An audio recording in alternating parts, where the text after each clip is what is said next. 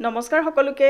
আজি আমি আহিছিলো ঢেকিয়াখোৱা বৰনামঘৰলৈ আৰু মই ভাবিছো মোৰ ভিডিঅ'টোৰ জৰিয়তে আপোনালোককো ঢেকিয়াখোৱা বৰনামঘৰৰ পৰিৱেশটো দেখুৱাও বুলি আহক তেন্তে এতিয়া গৈ থাকো এইখন হৈছে প্ৰথম গেটখন মানে মেইন ৰোডৰ কাষতে লাগি আছে আৰু যোৰহাটৰ পৰা ঢেকিয়াখোৱা নামঘৰলৈ প্ৰায় 17 কিলোমিটাৰ মান হ'ব মানে গাড়ীত আহিলে আধা ঘণ্টা মান লাগিব আৰু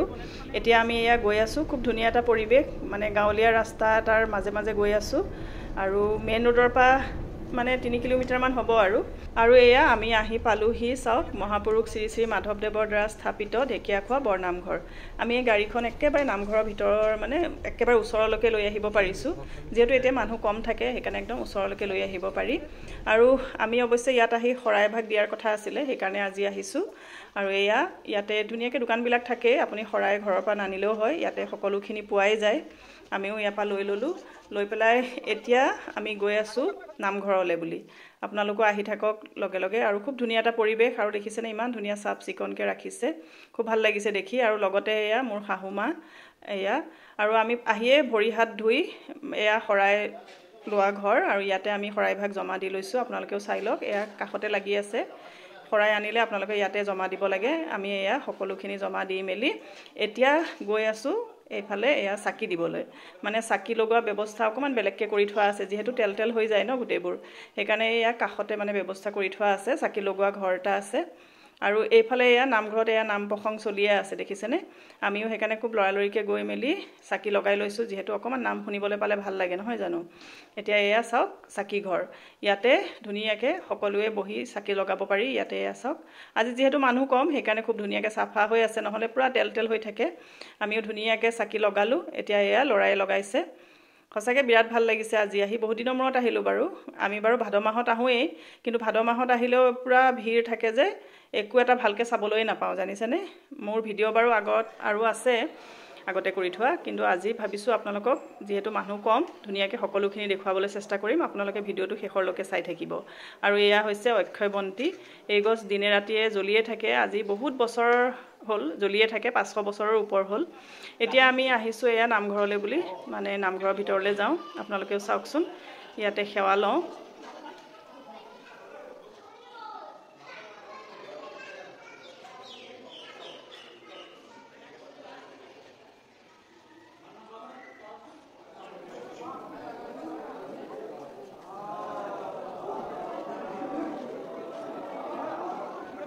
আমাৰ সেৱা কৰি হৈ গ'ল তাৰ পাছত ভকত এজনে আমাক এয়া চাহ খাবলৈ লৈ আহিলে আৰু ইমান ধুনীয়াকৈ তেওঁলোকে শুশ্ৰূষা কৰে আপোনালোকক কি ক'ম মানে এয়া আমি এতিয়া চাহ খাবলৈ বহিছোঁ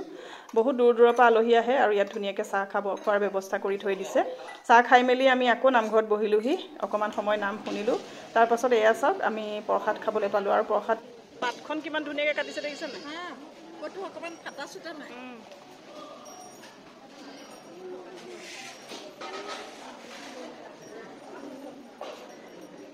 প্ৰসাদ খাই মেলি এতিয়া আমি বহি আছোঁ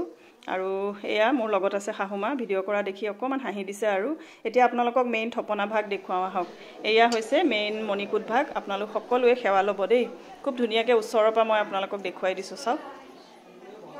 ময়ো আজি প্ৰথম আহিছোঁ ইমান ওচৰলৈ জানেনে আৰু এইয়া দেখিছেনে এয়া হৈছে অক্ষয় বন্তি গছ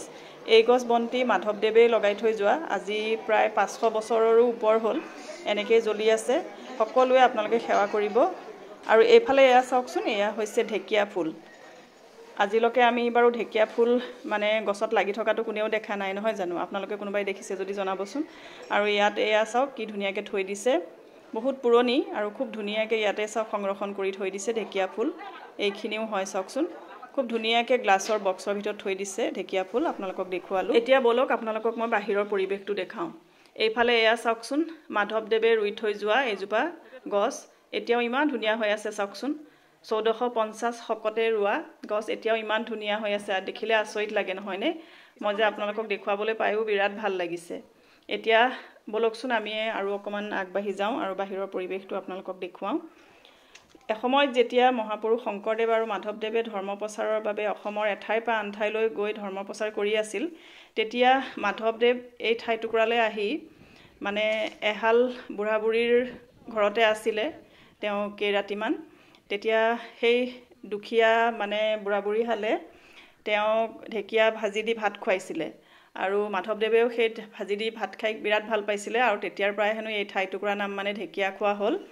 আপোনালোক ক'ৰ পৰা আহিছে? ৰহাৰ পৰা। আমি যোৰহাট ইয়াৰে বাৰু, আহিয়ে থাকোঁ। অঁ,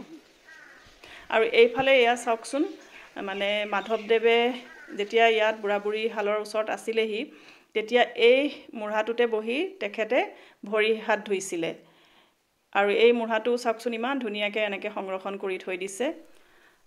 আৰু এটা নামঘৰত ভাল বস্তু দেখিলোঁ, এয়া চাওকচোন, এয়া হুইল চেয়াৰো আছে। যিসকল একেবাৰে আদহীয়া ব্যক্তি তেওঁলোকে এনেকৈ আহিব পাৰিব, আহি এয়া চাওক হুইল চেয়াৰত বহি লৈ নামঘৰ দৰ্শন কৰিব পাৰিব। সেইটো এটা ভাল বস্তু দেখিলোঁ, আপোনালোককো জনাই দিলোঁ। একেবাৰে বুঢ়া বুঢ়ী মানুহ ইয়ালৈ আহিব পাৰিব ধুনীয়াকৈ। মা নামঘৰ বন্ধ কৰিব, সেয়া কৰি লওক। সকলোখিনি ধুনীয়াকৈ হৈ গ'ল আৰু আপোনালোককো মই যিমান পাৰোঁ নামঘৰৰ পৰিৱেশভাগ দেখুৱাবলৈ চেষ্টা কৰিলোঁ।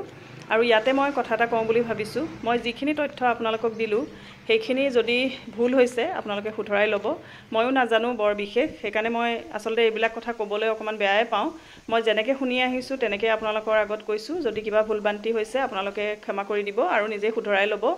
আৰু এয়া হৈছে নামঘৰৰ চাওক বাটচৰা ভাগ। আমি এইফালেদি নগ'লোঁ, সেইকাৰণে আপোনালোকক দেখুওৱা নহ'ল। এতিয়া সেইকাৰণে দেখুৱাই দিছোঁ শেষত। খুব ধুনীয়াকৈ এয়া চাওক সজাই থৈছে, কি ধুনীয়াকৈ হাতী দুটাই এনেকৈ কৰি থৈছে চাওক, বিৰাট ধুনীয়া লাগে।